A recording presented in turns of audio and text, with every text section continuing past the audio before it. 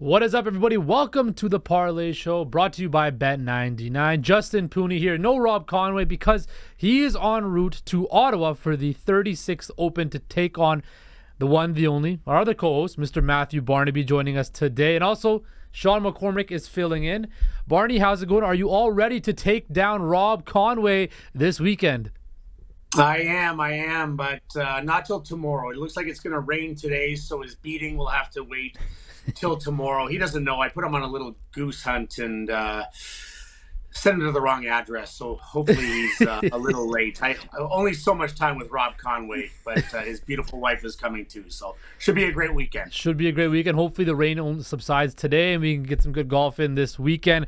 Sean, how's it going? How are you? I'm good. I wish you could just lay the beating down constantly on Conway. No need to give him any reprieve. Just constant beating. He was the reason we didn't cash the parlay last night. He took the Angels. Justin had the Jays. I had the Jays under, which I like again today. Yeah. Well, speaking of that, there was a lot of unders that hit in the world of baseball last night, including the Philadelphia Phillies, Michael Lorenzen, who threw a no-hitter. Of course, this was the 14th no-hitter in Phillies history, the 5th in Major League history to throw a no-hitter in his home debut, the 4th no-hitter this season. Sean, before we go to Barney, just how impressive was his feat? You know, he threw over 100 pitches in a no-hitter too, which is like an old-fashioned no-hitter. Yeah, I mean, I was happy that the manager put him back out there for the 9th, obviously. I think at that point he was at like 113 pitches or something like that. So to go out there and finish the game at 124 pitches, which is a crazy amount, and then, he gave up only just 4 walks, 5 strikeouts. He's looked good since coming over to the Phillies. He pitched 8 innings against the Marlins. This is the first time out for the team, so it's looking like a great acquisition for the Phillies. Barney, I wanted to ask you this. We try to compare different sports and stuff like that. Of course, you're a pro NHLer back in the day. What would be the comparable to a no-hitter? Would it be a shutout, even though it's a bit more, common than a no-hitter? I would say it's almost like Boucher when he shut out 5 times in a row. Not to that degree, but literally it's like getting 3 shutouts in a row. It's a lot easier to get a shutout in hockey. You're not facing as many shots. Yeah. Sometimes you have a great defense. So a no-hitter, I agree with you. I'm glad they did put him out for the 9th. First home debut. I think if it was his 5th or 6th season there in Philadelphia, he probably gets the yank in the 9th inning and doesn't get the no-hitter, but I'm glad. And what a way to welcome yourself to the city of brotherly love than to pitch a no-hitter. So good on him. Good for the Phillies. And, he's going to be loved forever now. Exactly. That's a good way to get yourself integrated with some really harsh fans in the city of Philadelphia. Let's go to Cleveland, where the Toronto Blue Jays and the Guardians flip scores from the other night. Yeah. Blue Jays win 1-0. Kevin Gausman was very, very good in a bounce-back performance. 7 innings pitched, 4 hits, no earned runs, and 6 strikeouts. George Springer had 3 hits, which this guy couldn't hit the ball for whatever, and now he's actually finally hitting the ball. Yeah. What did you see last night that you liked?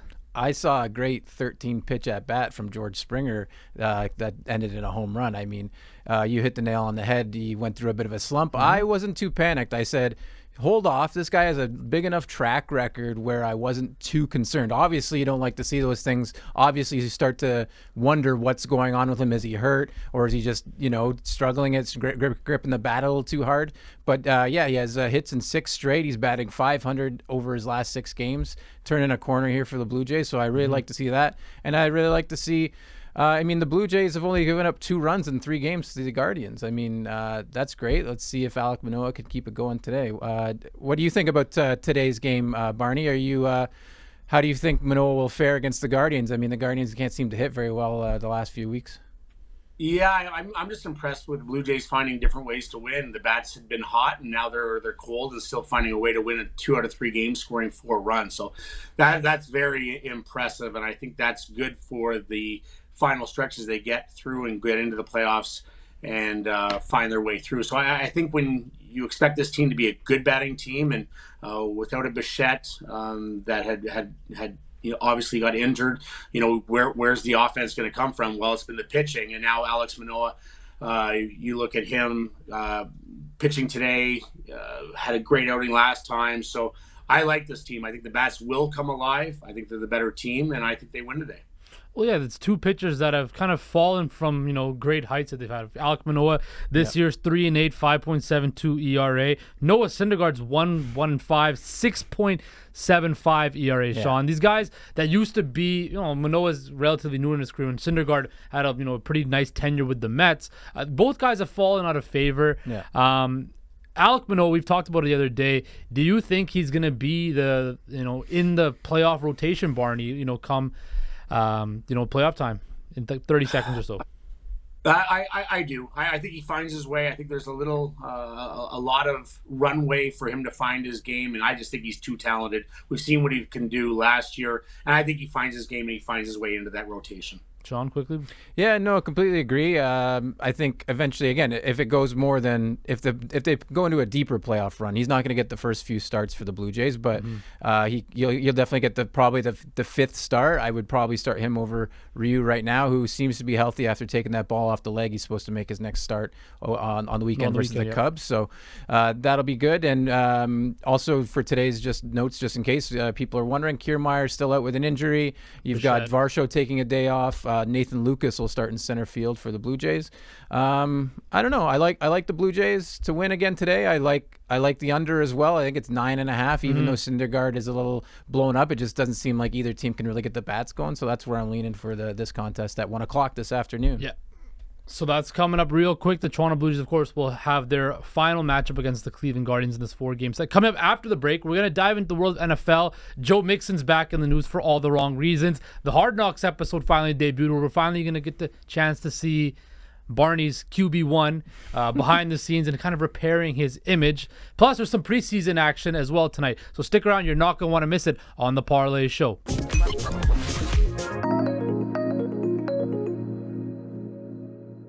Welcome back to the Parleh Show, brought to you by Bet99. Justin Pooley joined with Sean McCormick and, of course, Matthew Barnaby live from Ottawa.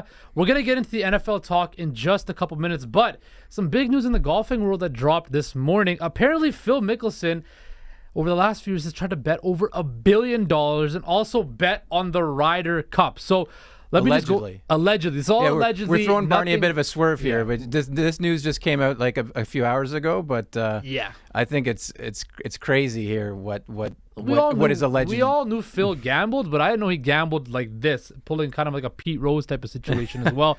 Because apparently he tried to place a $400,000 wager on Team USA in the 2012 Ryder Cup, according to Billy Walters, a professional gambler. We knew Phil, let's see here. Mickelson made 858 bets of approximately $220,000 and over 1,100 bets on just over $110,000. Endured losses of approximately $100 million while betting more than $1 billion over the last 3 decades. Barney, what were your thoughts when you heard this news, or if you're hearing it for the first time right now? What are your immediate thoughts on this from Phil? Not surprised. Not surprised. The number's a little crazy, but we all knew it was in the hundreds of millions of dollars, the amount that he gambled. We've known of this since the Ryder Cup, when he actually changed companies and went to a new company. And I had heard at the time, speculation was that he did it for the money. Like, he literally went into the Ryder Cup. I think it was in Michigan that year. I can't remember exactly where it was. But he went in with brand new clubs and he took a lot of heat. But the speculation was that it was to settle up with either Caesar's Palace or one of them in Las Vegas. So this has been a long time coming. Everyone knows he loves to gamble. And it was pretty funny the other day on a Live Tour event where he challenged DeChambeau. He goes, I don't bet more than $1,000, where they were playing for 9-hole scramble or whatever, whether it was best ball with their partners. And he made a little comment, but very smart, Billy Waters. He's a professional gambler and wanted to team up because they wouldn't take his action with that kind of money. They would take Phil's because he's not a professional gambler, just loves to do it. Yeah, no. So in June 2022, he told Sports Illustrated that his gambling became reckless, embarrassing, and an addiction. 2 months ago, he was responding to questions on social media about his gambling addiction. He said, I haven't gambled in years. I'm almost a billionaire now. Thanks for asking. Well, take with that what you may. But Sean, we hear a lot of stories about this. And we heard of with Barney mentioned a whole bunch of stories about Phil. Yeah. Michael Jordan, of course, has a past of gambling and stuff like that. Are we diving too deep into this, or is now not even diving too deep in this? Do you expect there to be ramifications for Phil if these allegations are true that he bet on the Ryder Cup while on Team USA? I don't think he'll ever get found out. So I don't think there'll be any ramifications. I mean, again, this is all alleged, coming from the book that was released here. So I think it's crazy. I mean, again, he made an average of 9 bets per day, and you're looking at, so that's close to $1 million a day if the numbers are true, what they're saying, making between 2010 and 2014 7,000 wagers on football, basketball, and baseball. I mean, you can do that.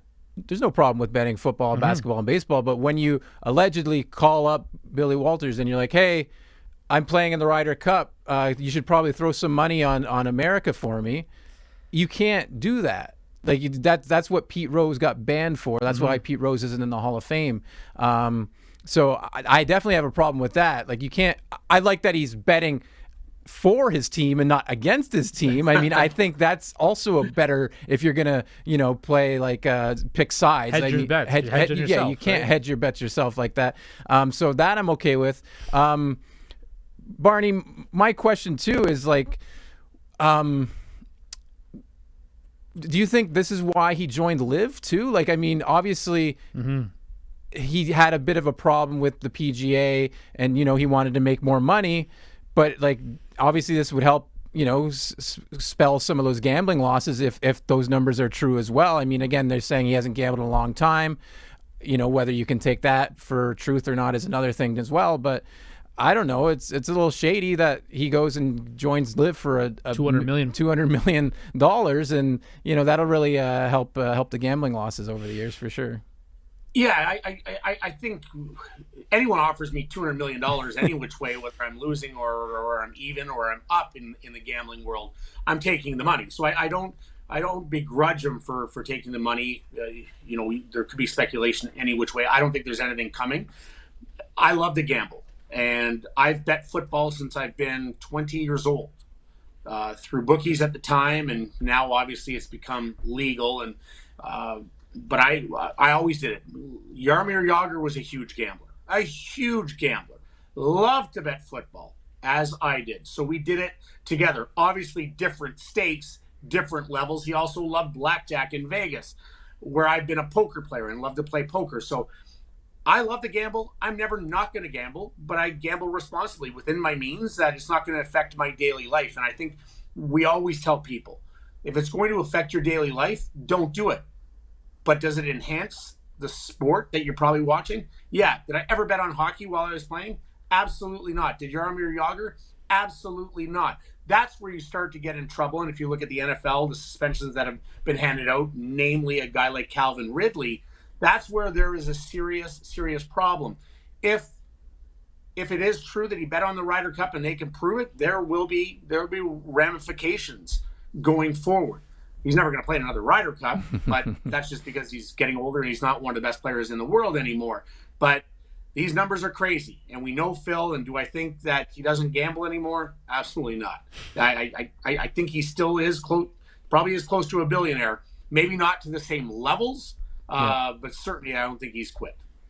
Yeah, we just want to remind everybody that Bet99 and the Parleh, we like to practice safe gambling responsibilities. If you or somebody has a problem, please seek help. got a great story. What's the story? Yeah. I went away about a month ago.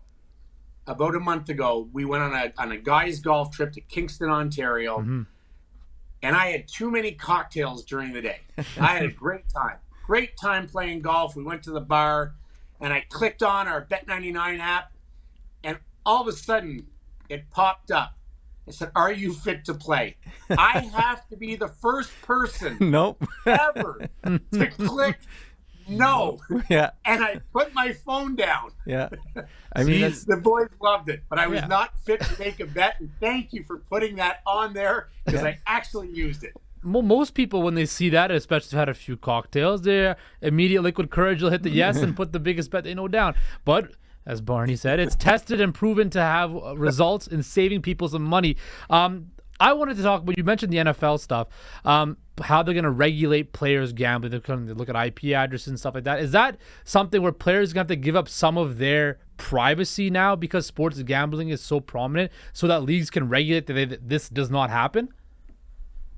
Yeah, I would think so. I mean, when you're getting into privacy and all that, I really, again, I don't understand why guys bet on their sport. I know there's addictions all over the place, and it does make the game more fun, but stay away from your sport. You can still gamble on other sports, I believe. I don't know all the intricacies of it, but yeah, if it's legal, they're certainly going to do that when they dive into it.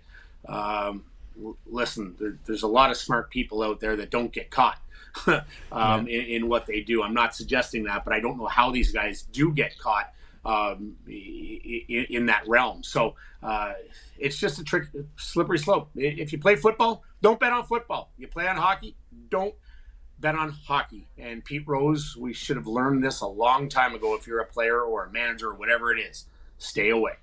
Yeah, even this past year, James Krause, coached in the UFC, got flagged and essentially blackballed from the sport for one of his fighters taking a dive, and it didn't look very good because he had a lot of money on it. And the funny thing is that Krause had a betting show on UFC Fight Pass, and you could have seen that coming maybe a mile away, right? Yeah. But I mean it's crazy, and it's only going to get more murky as time goes on, and like Barney's saying, some people will try to find ways around it, but there's people hired specifically to look for patterns and things. You will get caught, so don't try it. Yeah, remember, don't bet on your sport if you're a pro athlete. Play safe. And when we come back, we're going to talk about the NFL, and preseason week 1 action kicks off, so stick around. You're not going to want to miss that.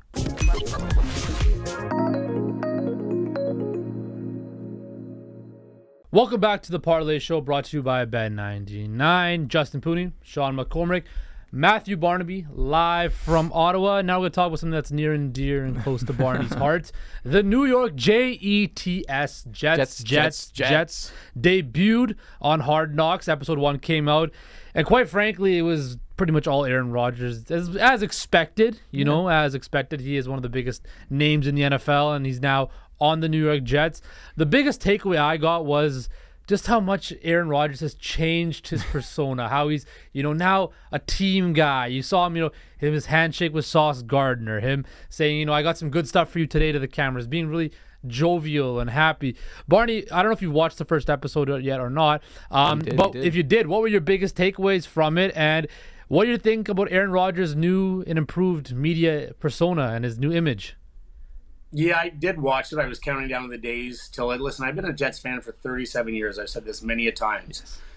For me, it's the persona of Aaron Rodgers, and it's the excitement of the players and the fans going into week 1, September 11th against the Bills on primetime Monday night. It's everything encompassed into one, because there hasn't been much excitement getting ready for a year. I really rarely watch preseason because they are backups, but now I want to know who's going to perform. We have guys like Mekhi Becton and Breece Hall.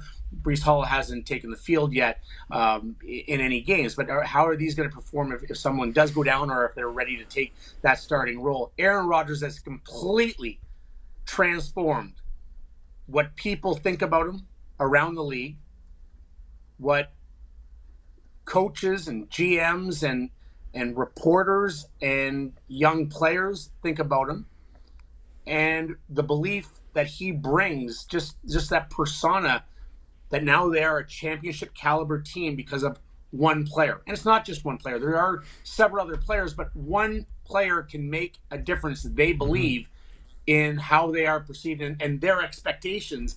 And the expectations he sets forward for every one of those, for every practice, for every meal, for everything that how to be a pro, that's what I take away. And it was just awesome week 1. Yes, it was an Aaron Rodgers love fest.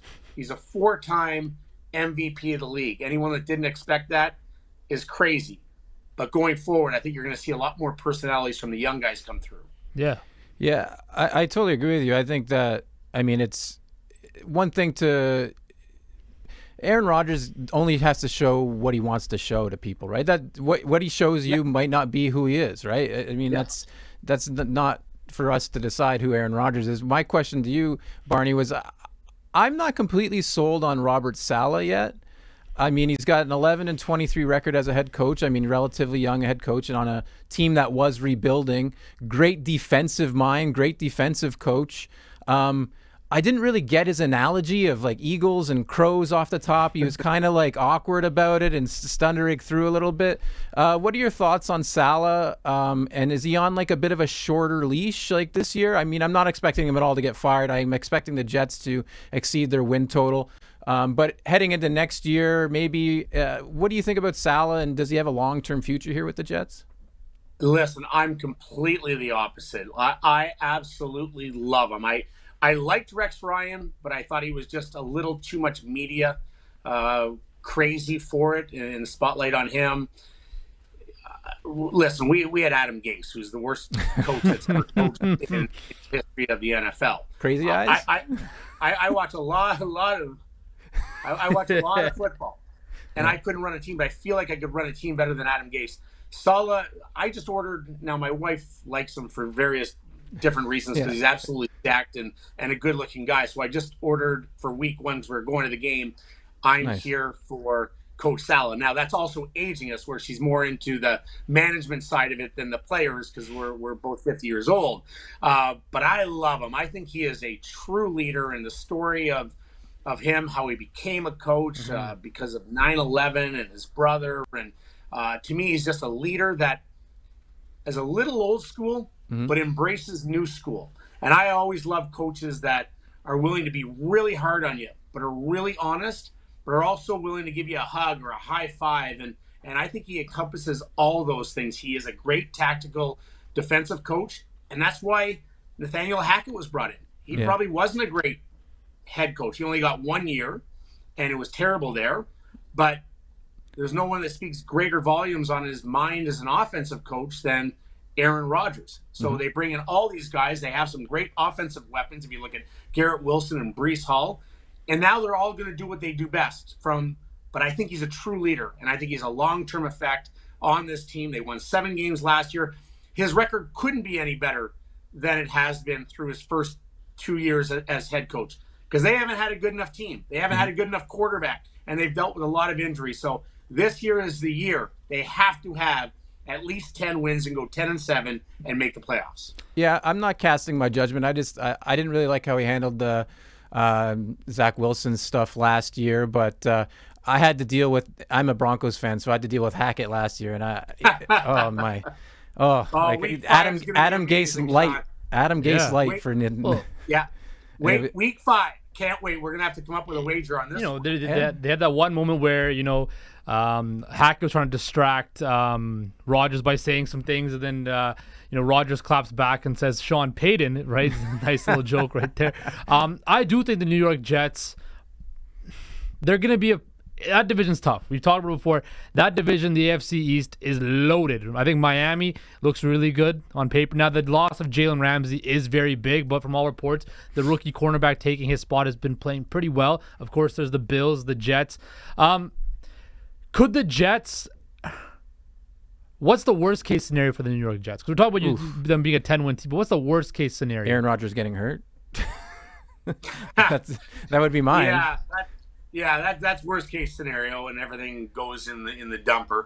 It'll be a fire sale. I think worst case scenario for us is 8-9. Best case is 11-6, and I have them going 10-7. Okay. And then you just get into the playoffs, and anything can happen. I think the Bills are still the best in the division, but it's really close. Like we beat the Bills last year. You did, with Mike White as quarterback. You did beat the Bills last year in Buffalo with Mike White. I think the Dolphins are overrated, to be honest. I think they have a great wide receiver crew. I'm not sold on Tua. He's also one hit away from never playing football again. Jalen Ramsey's out. This is between the Bills and the Jets. And if you tell me that the Bills beat them twice, could happen. Okay. If you tell me the Jets beat the Bills twice, it could happen.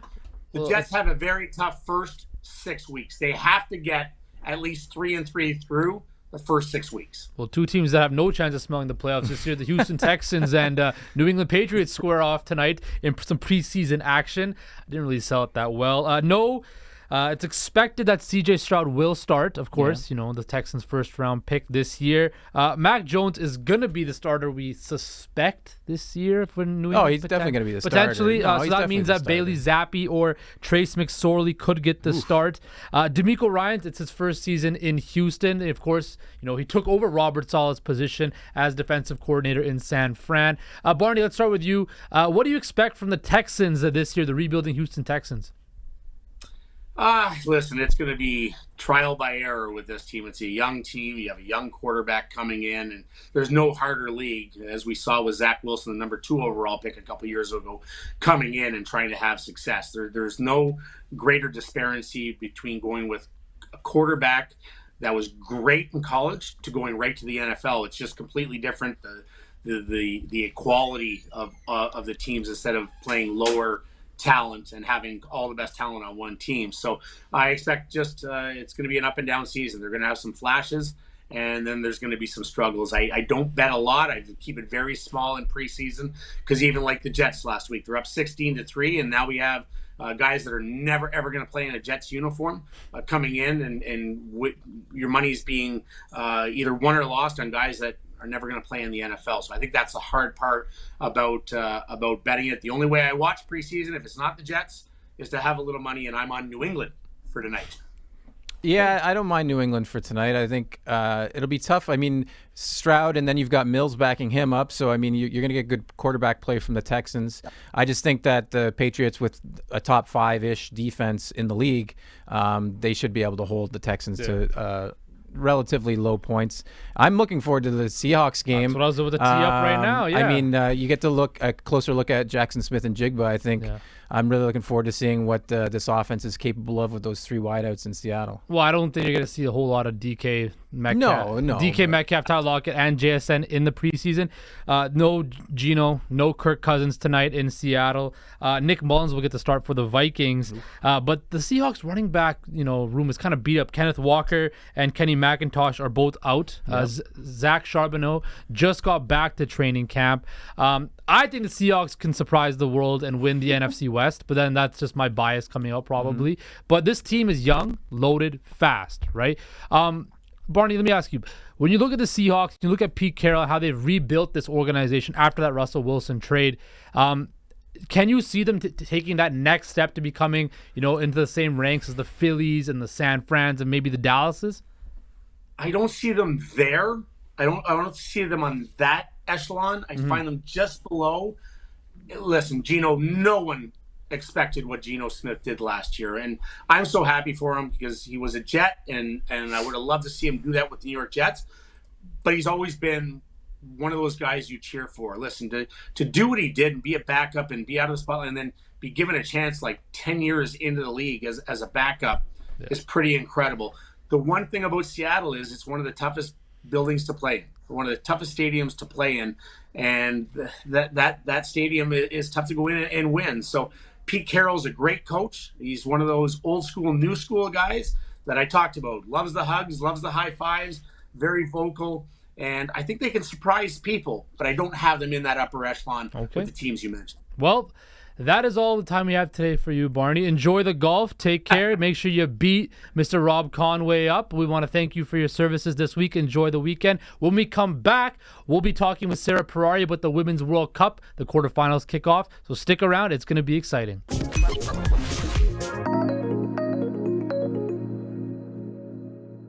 What is up, everybody? Welcome back to the Parleh Show, brought to you by Bet99. Justin Pooney now joined with Sarah Pararia. Hi. Sarah, what is up? How's it going? It's been a busy week. It has been a busy week. We're almost at the end of the week, which means tonight at 9 p.m., the quarterfinals of the FIFA Women's World Cup kick off.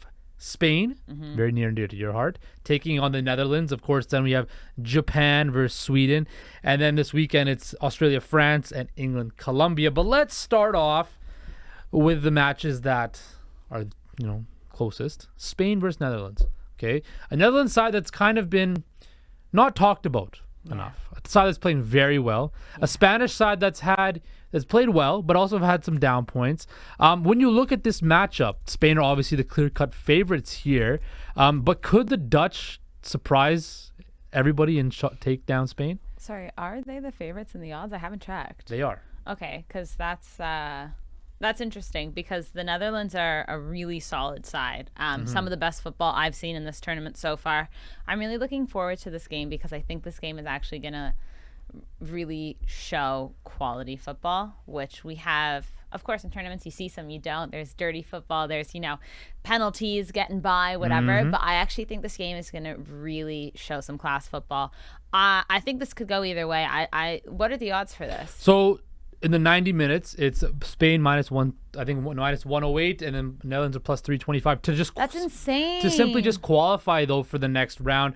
Spain's minus 250, and the Netherlands are plus 171. So this heavy money and heavy favorites are on the Spanish side, but you're not really thinking about that. You think it should be a bit more closer. I think it should be 50-50, and if it were me, just based on the odds, I want Spain to go through, being a fan of them like La Roja, but I would sprinkle on the Dutch. Why not? Because the odds are in their favor. Like, if you're going to win something, go for them. I honestly think this is going to be a much closer match than people think. We've seen Spain struggle earlier in the tournament. They are really good, but what are we going to get from them in this match? And the Netherlands have been so good. I really think that we've kind of forgotten about them. And when I say we, I mean like everyone. Yeah, and I think the Dutch have been a lot more consistent. And when you see Spain has had its peaks and valleys. We saw that with the U.S., right? The peaks and valleys, and they ended up getting knocked out of the tournament. We're seeing it with England, where they have a really good performance, and then they just barely squeak by Nigeria, and now they're going to be without Lorenzen James for another 2 matches potentially.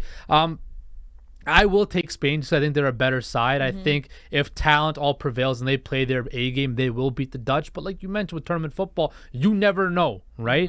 So that's going to be interesting. The other one is, and I think this is going to be the best matchup of every quarterfinal one, Sweden versus Japan. Love that. I think this match right here, and I've been telling you this before, that I think the Japanese side doesn't get as much love as they deserve for being such a quality side. They're always in it every tournament. When you're looking at this matchup, is there a side you're leaning at? Is it the Japanese or is it the Swedish? I go for Japan here. They are the people's favorites. I think they're such a likable team, but I think, Sweden barely squeaked by a mediocre U.S. team, I'll be honest with you. And they have talented players, there's no doubt. But I think Japan have the fight in them. They really want it, and they've done so well that I honestly think that the odds are in Sweden's favor, I'm sure. Right now the odds are to qualify. Japan is minus 150 and Sweden's the underdog at plus 110 to qualify. But Sweden's the underdog. Yes, but in the actual match, if you want to bet just straight 90 minutes, Japan is 128, Sweden's 2 plus 220, and I think draws plus 225. Wow. So, but to actually qualify for the next round, Japan is the favorite, as they should be, I think. That's crazy. I mean, yeah, maybe Sweden's a good team though too, but I think Japan will get by Sweden. Yeah. I'd love to see them do it too. They're so much fun to watch. They're such a good side, and they clean up in their dressing room just like the men do because they are class. No, they're so fun. They're great. But the other thing is this too, right? Sweden might have an emotional dip. Right after beating the best team, it's going to play in their favor. It's not. It's one or the other. Exactly. We don't know, but I'm saying that I think such an emotional win over the U.S. and you saw the scenes after that match when they beat them. You're gonna have a little bit of an emotional dip going down to face the Japanese side. Now, there are pro athletes, they should be ready, but it's just human nature to have a little bit of an emotional dip, and I think Japan will take advantage of that as well. We can also assume there's probably going to be way more Japan fans it's being closer, in Australia closer proximity, and New Zealand. That could play into their advantage. Well, Japan fans are really fun. They get loud, so maybe that'll help this Japanese side as well, just push the Swedes to the limit there. But I think you're right. I think it's going to be a really exciting game. Quickly before we switch to Prem Talk, right now, who is your number one with a bullet favorite to win the tournament? Is it England, even though Lorenzen James is going to be out potentially? I don't want it to be England. I mean, it's hard not to say England, but I'll go against England because I know everyone's going to say England. I'm going to go Spain. Okay. They've been the third favorite since the beginning. I think it was U.S., England, Spain. So I really like them. I think Justin kind of alluded to their football. They play such good football. They're so talented, these girls. So many Barcelona players, of course, very near and dear to my heart, like you said. But I honestly think they have the talent to actually go the distance, and I'd love to see them win it. I think Japan at plus 480 with the I third love best that too. odds. That's hey, some it really, could be Japan or no. really Japan nice. and Spain would be the semifinal if they both go through. So let's now switch gears to the Premier League, which kicks off tomorrow. I know you're super excited for that. Man City looking for a 4th straight Premier League title. Isn't that crazy? 6 out of 7, right? They're taking on Burnley tomorrow. And let me Vincent Kompany's Burnley. So currently on Bet99, Man City is minus 139 to win. Arsenal is second at plus 460. Liverpool at plus 740. There you go. And there's the rest of the list right there. Manchester United, Chelsea, Chelsea Newcastle. at number 5. Woohoo! It goes. You see Newcastle at 6, and then a big dip to number 7. Let me tell you right now, Harry Kane news has broke this morning that Bayern Munich and Tottenham Hotspur have come to agreement. We're going to talk about that in a bit. But let's talk about that right now then. Yeah. So we're talking about it right now. As you mentioned, Harry Kane, Do better. Tottenham and Bayern agreed in principle to a deal to, up to buy Harry Kane. And now Harry Kane had the opportunity to negotiate with Bayern Munich. And it came out this morning that he wants to stay at Tottenham.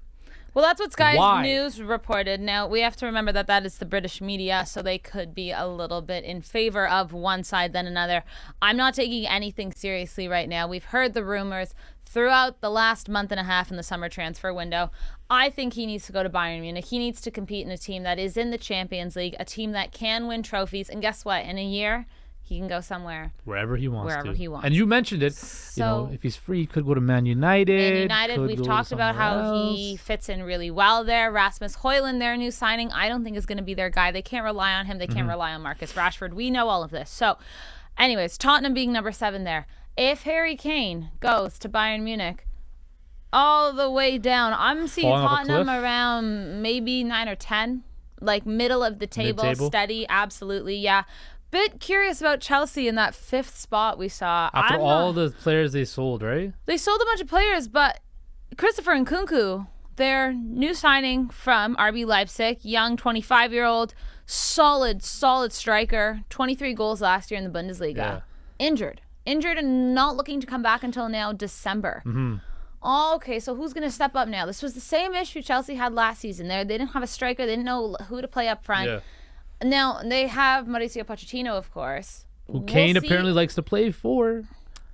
Listen, I don't know. I think Chelsea being that high after finishing, 11th last year, I think I'm not too sure yet. I got to see them play a bit. But let me ask you this. The reason we look at the odds and stuff like that, and there's such a huge disparity between City and everybody else, right?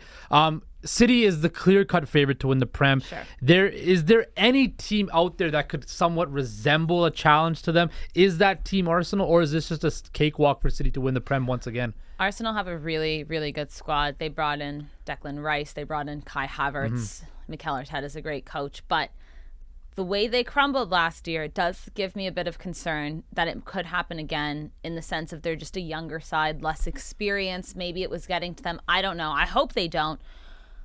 Liverpool? Is Liverpool going to come back and do this? Klopp knows how to play against Pep Guardiola. He knows how to win a Premier League. We still have Mo Salah there. Darwin Nunez maybe going to finally be the striker we all expect him to be.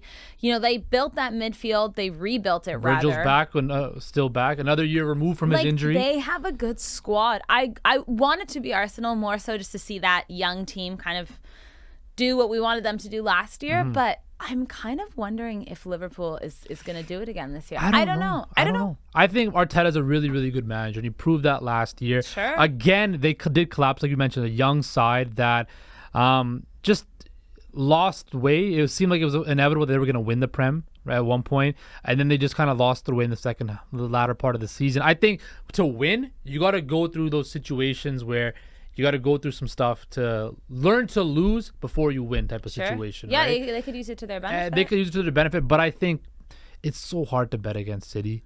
It's so hard. Are you going to bet on Arsenal again this year? No, I'm not. I bet on Arsenal last year, but the odds just are too much in their favor. There's not enough Can value. I get the odds up one more time? Yeah, we'll get the odds up one more time. They're about plus 460, I believe. Yeah, plus 460, 740. Hey, why not a sprinkle? Sprinkle a couple. Why not? But I had way better odds last year with Yeah, for sure. They've definitely. with Arsenal. But I think when you look at the Prem and how it stacks up, it's City's to lose, right? I expect the 4 straight from them. They're just too loaded. There's so 4 much depth. straight, never done before. Never done eh? before. There's just so much depth on that side. Pep has such a great handle on that club.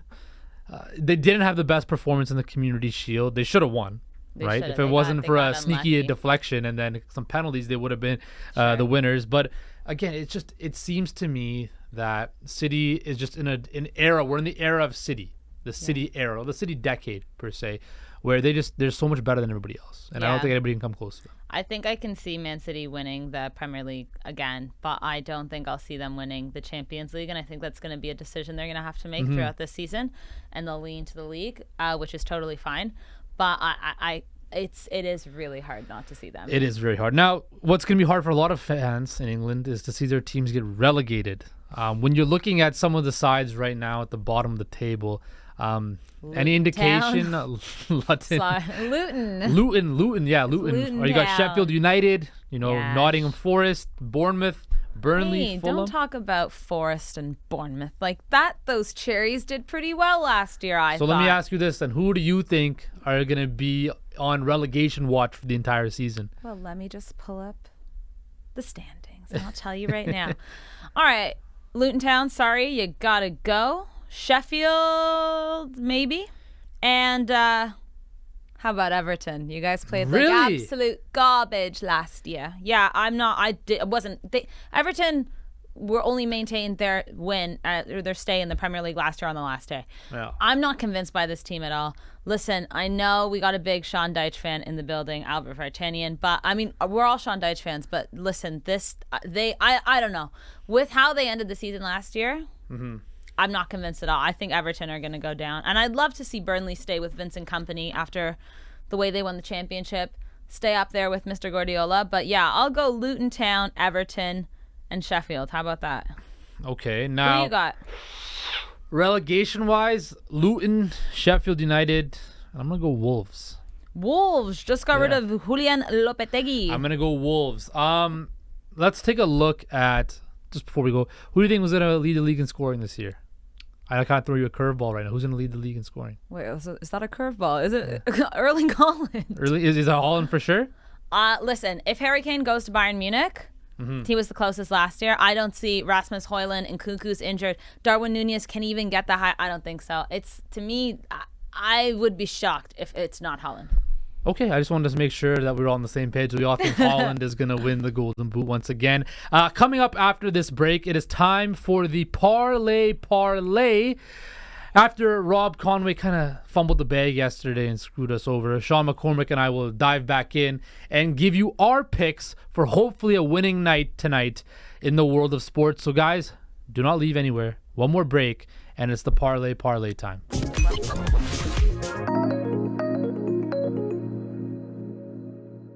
Welcome back, everybody, to the Parleh Show, brought to you by Bet99. Justin Pooney, Sarah Perari is sticking around, and Sean McCormick is back. You didn't bust with the guns. No, not today. Oh, because Rob's not here?